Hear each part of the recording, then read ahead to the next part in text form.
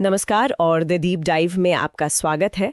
आज हम 26/11 मुंबई हमले के उस कहानी की तह तक जाएंगे जिसके बारे में अक्सर बात नहीं होती। बिल्कुल। ये सिर्फ 10 आतंकवादियों का काम नहीं था। इसके पीछे सालों की प्लानिंग थी, जासूसी थी और एक बेहद क्रूर तैयारी थी। हाँ, और हमारे पास जो स्रोत हैं वो अजमल कसाब के कबूलामे, अमेरिकी इंटेलिजेंस रिपोर्ट्स और भारतीय चार्जशीट पर आधारित हैं, जो इस साजिश की एक हैरान करने वाली तस्वीर पेश करते हैं। तो आज हम जिन सवालों के जवाब ढूंढने की कोशिश करेंगे वो ये हैं, कैसे पाकिस्तान के एक मिलिट्री स्कूल के दो दोस्त इस पूरी साजिश के केंद्र में आए, और हमले की तारीख 27 सितंबर से बदलकर 26 नवंबर क्यों कर दी गई? और सबसे बड़ा सवाल, हमले से ठीक पहले मुंबई के समुद्री तट की निगरानी वो कम क्यों कर दी गई थी। चलिए इस पूरी कहानी की परतें खोलते हैं। तो इस साजिश के बीज बोए गए थे 1971 में पाकिस्तान के एक नामी military college, cadet college Hasan Abdal में। हाँ। यहाँ दो दोस्त पढ़ते थे, तहव्वुर हुसैन राना और दाऊद सैयद गिलानी। और यहाँ से दोनों की जिंदगी बिल्कुल अलग अलग दिशाओं में चली जाती है। कैसे? तो जो तहव्वुर राना था वो पाकिस्तानी सेना में डॉक्टर बना, फिर उसने एक कनाडाई नागरिक से शादी की और कनाडा चला गया। और वहां जाकर बिजनेस शुरू किया। बिल्कुल, फर्स्ट वर्ल्ड इमिग्रेशन सर्विस नाम से एक वीजा कंसल्टेंसी कंपनी खोली जो शिकागो, न्यूयॉर्क सब जगह फैल गई। एक कामयाब कारोबारी की जिंदगी। और दूसरा दोस्त दाऊद सैयद गिलानी, जो आगे चलकर इस कहानी का सबसे खतरनाक मोहरा बनता है। लेकिन एक मिनट, गिलानी का बैकग्राउंड तो बहुत अलग था। हाँ, बहुत अलग। पिता पाकिस्तानी राजनयिक, माँ अमेरिकी नागरिक। वो ड्रग्स के केस में अमेरिका में पकड़ा भी गया था। ऐसा आदमी लश्कर-ए-तैयबा जैसे संगठन के हाथ कैसे लग गया? यही तो इस साजिश का सबसे चालाक हिस्सा था। गिलानी का प्रोफाइल ही उसका सबसे बड़ा हथियार था। अच्छा? उसका पिता पाकिस्तानी डिप्लोमेट और माँ एलिस हेडली, एक अमेरिकी। तो इस वजह से गिलानी का रंग गोरा था, एक आंख भूरी और एक नीली। वो कहीं से भी पाकिस्तानी नहीं लगता था। सही है। जब उसके माँ बाप का तलाक हुआ तो वो अपनी माँ के साथ अमेरिका के फिलाडेल्फिया चला गया। वहां वो ड्रग्स के धंधा में फंस गया और अमेरिकी एजेंसी DEA के हत्थे भी चढ़ा। तो एक ड्रग एडिक्ट और स्मगलर जिसे अमेरिकी एजेंसियां जानती थीं, वो लश्कर के लिए काम करने लगा। ये कनेक्शन बना कैसे? ये कनेक्शन बना 2001 में, जब वो ड्रग्स के एक केस से बचने के लिए पाकिस्तान में था। तब वो लश्कर-ए-तैयबा के सरगना हाफिज सईद के संपर्क में आया। और हाफिज सईद ने मौका देख लिया। बिल्कुल, उसने तुरंत पहचान लिया कि ये आदमी सोने की खान है। उसका अमेरिकी पासपोर्ट, उसका पश्चिमी होलिया उसे एक ऐसा जासूस बना सकता था जिस पर कोई शक ही ना करे। तो 2002 में ट्रेनिंग शुरू हुई। हाँ, हाफिज सईद ने उसे पाकिस्तान बुलाकर ट्रेनिंग शुरू करवाई। पहले मुरीदके में बेसिक ट्रेनिंग और फिर पाकिस्तान के कब्जे वाले कश्मीर के मुजफ्फराबाद में एडवांस ट्रेनिंग। लेकिन उसे ये नहीं बताया गया था कि असल मकसद मुंबई है। नहीं, बिल्कुल नहीं। उसे यही कहा गया कि ये सब कश्मीर के लिए हो रहा है। ट्रेनिंग के बाद उसे लश्कर के एक हैंडलर साजिद मीर को सौंप दिया गया। और मीर ने उसे एक नया मिशन दिया। एक बहुत ही खतरनाक मिशन। अमेरिका वापस जाओ और अपनी पहचान बदल लो। और उसने ये कर भी लिया। एक आदमी जिसका ड्रग्स का रिकॉर्ड है, वो अमेरिका में अपना नाम बदलता है, नया पासपोर्ट बनवाता है और कोई रेड फ्लैग नहीं उठता। ये तो बिना किसी ऊंचे लेवल की मदद के नामुमकिन लगता है ना? हाँ, बिल्कुल। और भारतीय एजेंसियों का यही मानना है कि यहाँ पर पाकिस्तान की ISI ने सीधी मदद की थी। तो गिलानी बन गया हेडली। हाँ, गिलानी ने अपनी माँ का सरनेम इस्तेमाल करके अपना नाम रखा, डेविड कोलमैन हेडली। और 2005 में इसी नाम से उसने एक नया अमेरिकी पासपोर्ट भी हासिल कर लिया। ये सोचने वाली बात है कि एक ऐसा आदमी जिसे अमेरिकी सरकार ड्रग्स के लिए पकड़ चुकी हो, उसका इतनी आसानी से एक नई पहचान बना लेना। ये साफ इशारा करता है कि पर्दे के पीछे कोई बहुत बड़ी ताकत काम कर रही थी। तो एक तरफ डेविड हेडली नाम का एक अदृश्य जासूस तैयार हो रहा था, वहीं दूसरी तरफ पाकिस्तान में हमले के लिए प्यादे चुने जा रहे थे। हाँ, और लश्कर कैसे लड़कों को ढूंढ रहा था? वो ऐसे लड़कों की तलाश में थे जो बहुत गरीब हों, कम पढ़े लिखे, अविवाहित और जिनके परिवार से कोई गहरा जुड़ाव ना हो, ताकि उनके मरने के बाद कोई पूछने वाला ना हो। बिल्कुल। और इसी तलाश में उन्हें मिला अजमल कसाब। कसाब की कहानी क्या थी? 2005 में ईद पर नए कपड़ों के लिए अपने पिता से झगड़ा करके वो घर से भाग गया था और छोटे मोटे अपराध करने लगा था। एक थियरी ये भी है कि उसके पिता ने ही पैसों के लिए उसे लश्कर को बेच दिया था। सच में? हाँ, सूत्रों के मुताबिक इस ऑपरेशन के बाद उसके परिवार को 1.5 लाख रुपए दिए भी गए थे। तो कसाब जैसे इन 32 लड़कों को एक तरह की आतंकी फैक्ट्री में डाल दिया गया। इनकी ट्रेनिंग वो कैसी थी? देखिए, ये सिर्फ शारीरिक ट्रेनिंग नहीं थी, ये एक मनोवैज्ञानिक प्रक्रिया थी। उन्हें इंसान से मशीन में बदलने का कार्यक्रम। मतलब? इसके 4 चरण थे। पहला, दौरा इसूफा। इसमें 21 दिन तक उन्हें कट्टरपंथी इस्लाम का पाठ पढ़ाया गया। दूसरा, दौरा अम्मा, जिसमें मनसेरा के पहाड़ों में हथियार चलाना, मैप पढ़ना और सैटेलाइट फोन इस्तेमाल करना सिखाया। और तीसरा चरण सबसे मुश्किल था, जैसा कि स्रोत बताते हैं। हाँ, दौरा खस्सा। ये 2.5 महीने की एडवांस कॉम्बैट ट्रेनिंग थी और वो इतनी क्रूर थी कि सोचकर भी रूह कांप जाए। जैसे? उन्हें 60-60 घंटे तक बिना कुछ खाए पिए पहाड़ों पर चढ़ने को कहा जाता था। इसका मकसद सिर्फ लड़ना सिखाना नहीं था, बल्कि उनके अंदर से इंसानियत, डर, दया, हर भावना को खत्म कर देना था। और ये ट्रेनिंग इतनी सख्त थी कि कई लड़के भाग गए। हाँ, 32 में से 10 लड़के बीच में ही भाग खड़े हुए। मतलब ये एक तरह का फिल्ट्रेशन प्रोसेस था, ताकि आखिर में सिर्फ सबसे कट्टर और क्रूर लोग ही बचे। बिल्कुल। चौथे और आखिरी चरण दौराए रिब्बत के बाद 2 और लड़के भाग गए।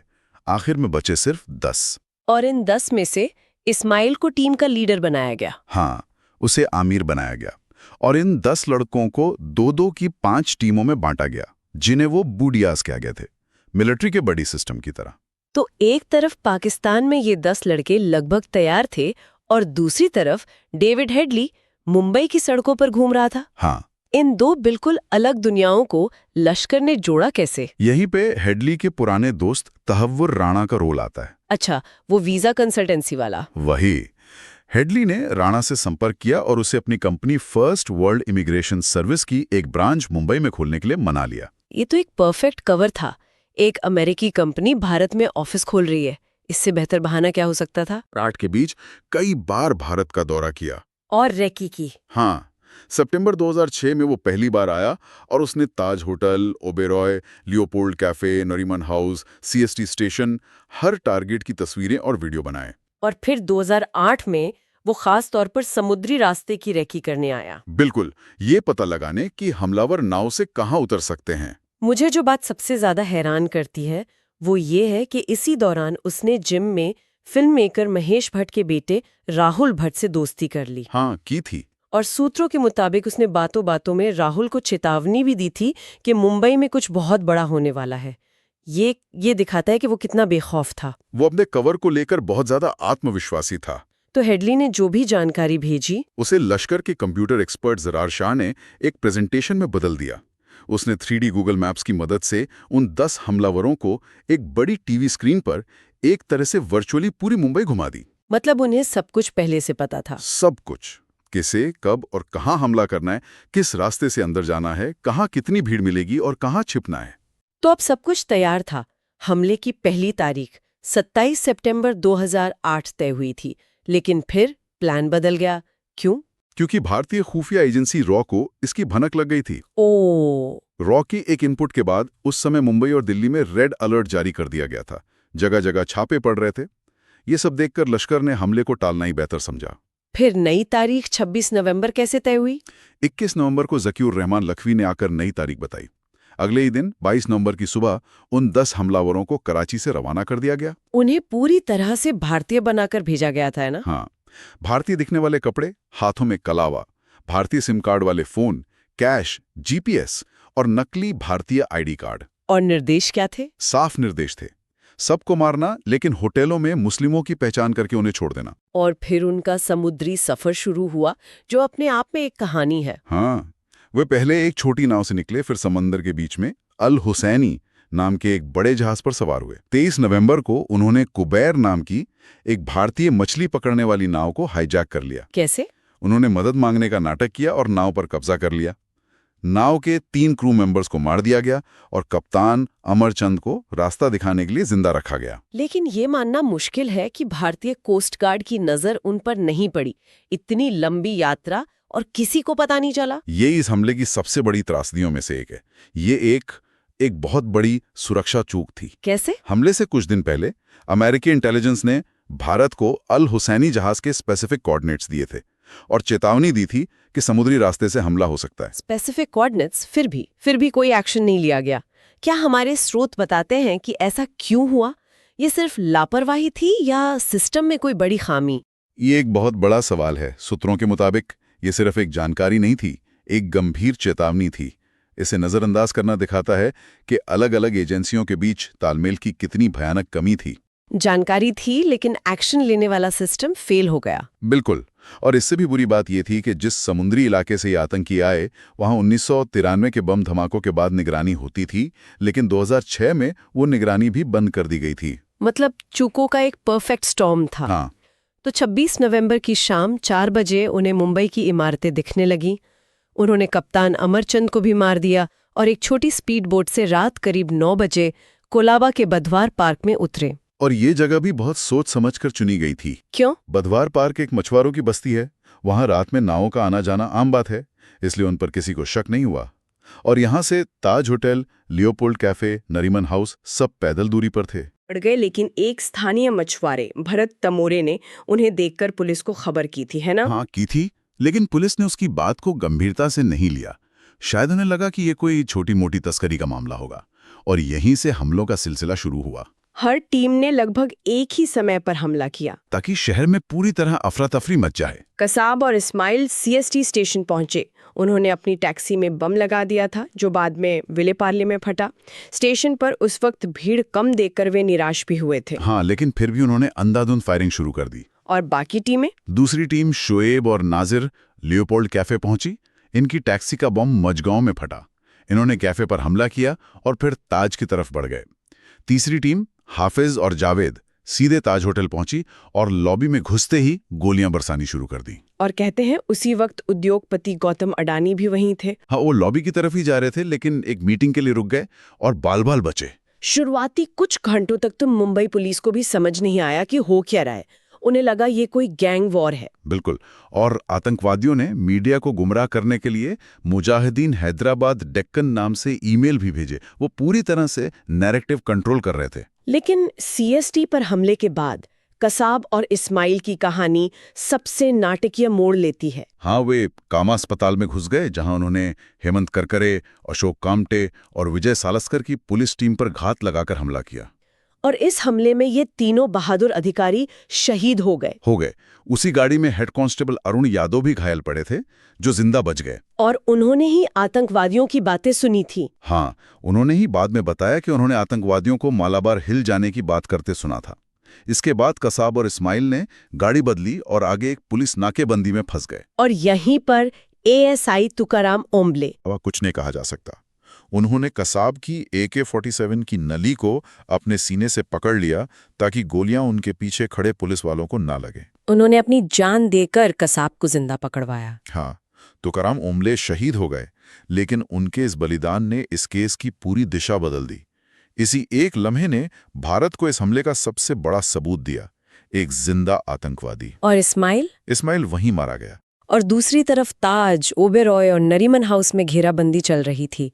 आतंकवादी पाकिस्तान में बैठे अपने आकाओं से लगातार फोन पर बात कर रहे थे। और वो आका भारतीय टीवी चैनलों पर लाइव कवरेज देख-देख उन्हें निर्देश दे रहे थे। ये तो शहरी आतंकवाद का एक नया और भयानक रूप था। बिल्कुल। हैंडलर टीवी पर देखकर बता रहे थे कि कमांडो कहां से आ रहे हैं, हेलीकॉप्टर कहां उतर रहा है। मीडिया अनजाने में उनकी मदद कर रहा था। और इस बीच दिल्ली से NSG कमांडोज को मुंबई पहुंचने में कई घंटे लग गए। हाँ, इतना समय क्यों लगा? हमारे पास ऐसी स्थिति के लिए कोई तैयारी नहीं थी। ये एक और बड़ा सिस्टम फेलियर था। पहले तो NSG के लिए कोई विमान ही उपलब्ध नहीं था। जो विमान मिला वो छोटा था, जिसमें सिर्फ 120 कमांडो आ सकते थे। और फिर तैयारी में और समय लगा। हाँ, ईंधन भरने और तैयारी में और समय बर्बाद हुआ। जब तक NSG की टीम मुंबई एयरपोर्ट पर उतरी, तब तक 7-8 घंटे बीत चुके थे। और इससे भी बुरा ये था कि उनके पास इमारतों के नक्शे तक नहीं थे। कुछ नहीं था। ये पूरी तरह से एक लॉजिस्टिकल दुष्स्वप्न था। इन सभी देरी और चुनौतियों के बावजूद सुरक्षा बलों ने ऑपरेशन शुरू किया। लगभग 60 घंटों की मशक्कत के बाद 29 नवंबर की सुबह तक सभी आतंकवादियों को मार गिराया गया। इस हमले में मेजर संदीप उन्नीकृष्णन जैसे कई बहादुर जवान भी शहीद हुए। कुल मिलाकर 176 लोगों की जान गई और 300 से ज्यादा लोग घायल हुए। तो इस पूरी कहानी से ये साफ है कि ये हमला सिर्फ 10 आतंकवादियों का काम नहीं था। इसके पीछे सालों की योजना, अंतर्राष्ट्रीय जासूसी, एक क्रूर ट्रेनिंग और हमारी अपनी सुरक्षा और जवाबी कार्रवाई में हुई गंभीर चूकें थीं, जिनकी वजह से ये इतना विनाशकारी बन पाया। इस हमले ने शहरी आतंकवाद का एक नया और भयानक चेहरा दुनिया के सामने रखा, है ना? बिल्कुल। एक पश्चिमी दिखने वाले एजेंट का इस्तेमाल करके रेकी करवाना, एक साथ कई जगहों पर हमला करके सुरक्षा बलों को बिखेर देना और मीडिया का लाइव कवरेज देखकर अपनी रणनीति बदलना, ये भविष्य के हमलों के लिए एक खतरनाक ब्लूप्रिंट था। अंत में एक विचार। हमारे स्रोत बताते हैं कि एक स्थानीय मछुआरे ने पुलिस को चेतावनी देने की कोशिश की। अमेरिकी खुफिया एजेंसी ने भी सटीक जानकारी साझा की, फिर भी यह हमला हुआ। तो ये एक महत्वपूर्ण सवाल खड़ा करता है, ऐसे हमलों को रोकने का सबसे बड़ा हथियार क्या है? अत्याधुनिक तकनीक और बेहतरीन कमांडो, या फिर समय पर मिली एक छोटी सी चेतावनी पर ध्यान देना और बिखरे हुए सुरागों को वक्त रहते जोड़ लेना?